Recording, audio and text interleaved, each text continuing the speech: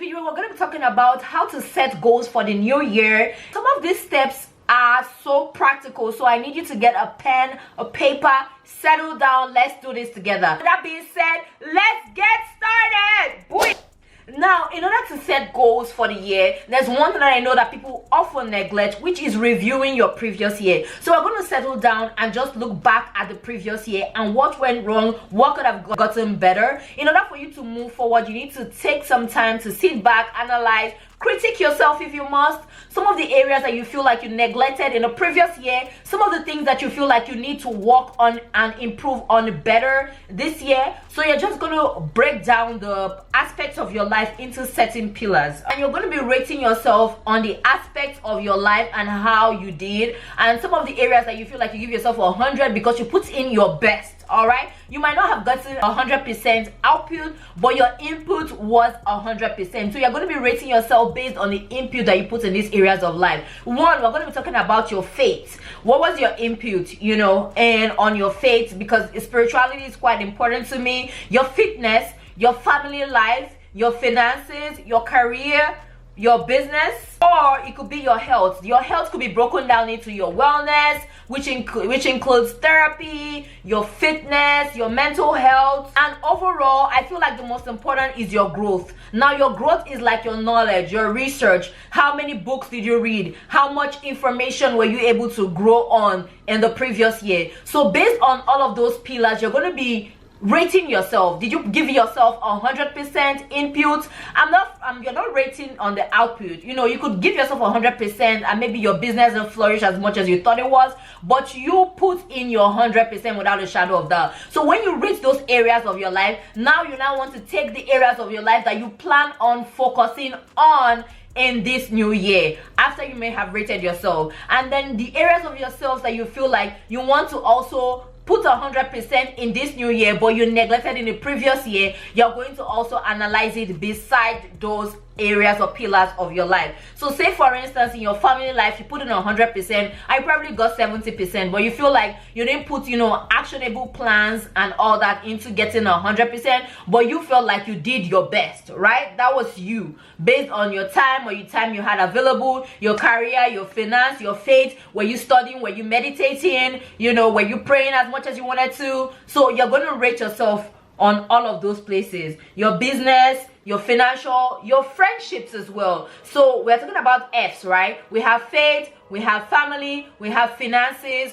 we have friendships. Then we get into fitness. Your fitness is different. You could also sum up your health as wellness.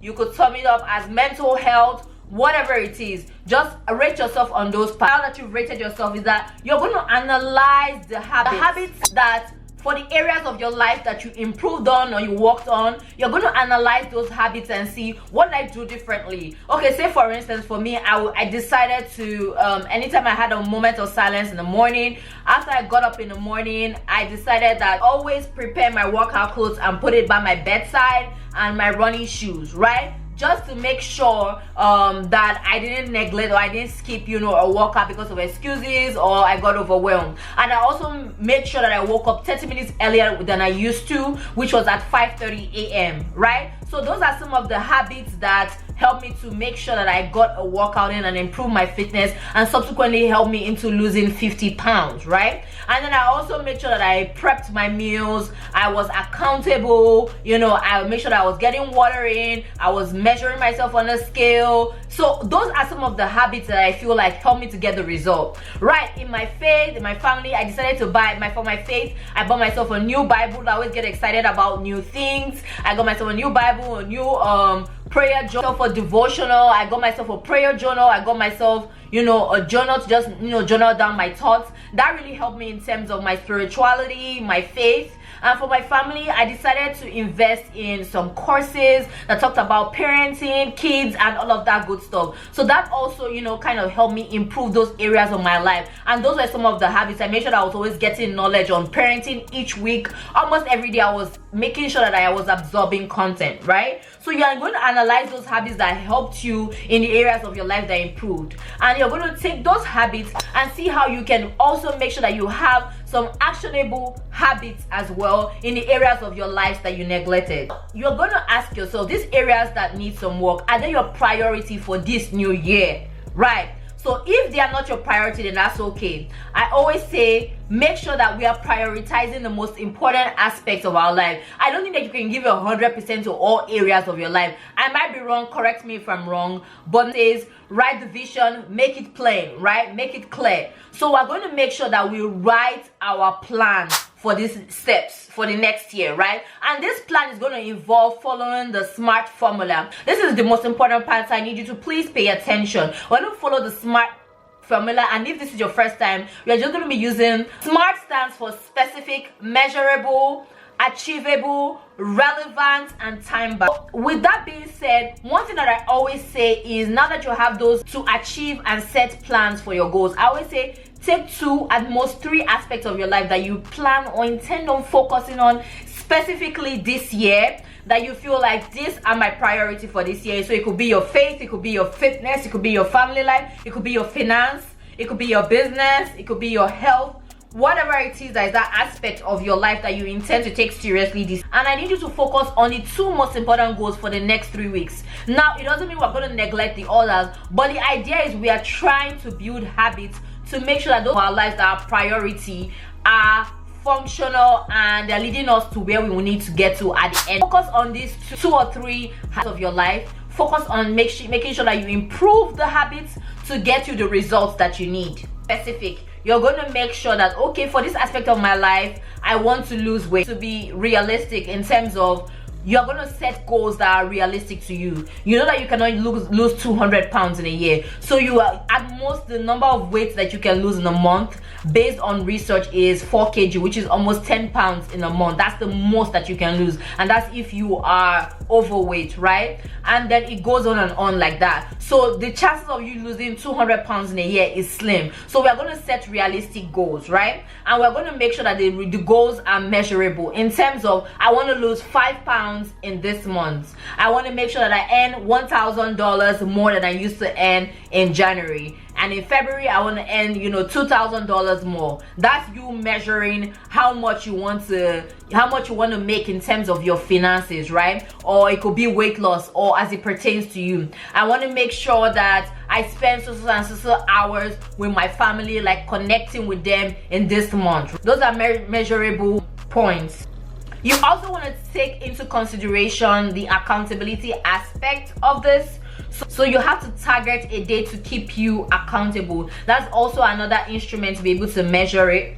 First half of your year, or after the first 12 weeks that you focus on these 3 pillars of your life, you're going to take the next 3 pillars and focus on the second priority, or the second set of pillars that are priority to your life, right? So after you, for instance, you take faith, family, fitness, you're going to next take maybe your finance, your business, your career, relationships, right? Those are the next set of goals that you want to focus on in the year, right? Personally, for me, I cannot do more than 2 or 3 pillars of my life at a time in terms of building, habits that will make it sustainable. I can only focus on 2 or 3, build habits that are sustainable for like maybe 4 months or 3 months, and then I can take up a next set of maybe like focus on my relationships in the next quarter of the year or the last quarter of the year. If you definitely hit a specific goal amongst all the pillars that you've decided to work on, I want to say that you should take time out to reward yourself. This could be fun in your life. Reward yourself, right? This is going to definitely encourage you to do more and to focus on smashing your goals, things that you can actually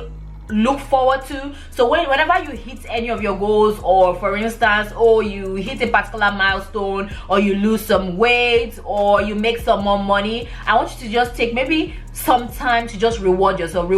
It doesn't have to be you spending more money. Obviously, if you just spend more money, you don't want to definitely splurge on so much. It could just be, going out, or taking yourself out on a date. Whatever it feels like that is a reward to you. It could be making sure that you get a new hair done, a new hairstyle. Whatever sounds like a reward to you, reward yourself after you are able to smash or focus on any aspect of your life and get tangible results. So this finally, to get you a friend that you guys hold yourself accountable on these areas of your life. So you are all going to sit down, watch this video, talk about the areas of your life, and be like, I need you to help hold me accountable in terms of my relationships, maybe my relationship with my family, with my friends. I want to make sure that I'm calling my friends once a week, once a month. So those, just having an accountability in terms of all areas of your life. I know I've talked about accountability in terms of your fitness. Now this could be accountability in terms of improving your life and being the best version of yourself in this new year. So once you get that, I believe that that is going to tremendously change you.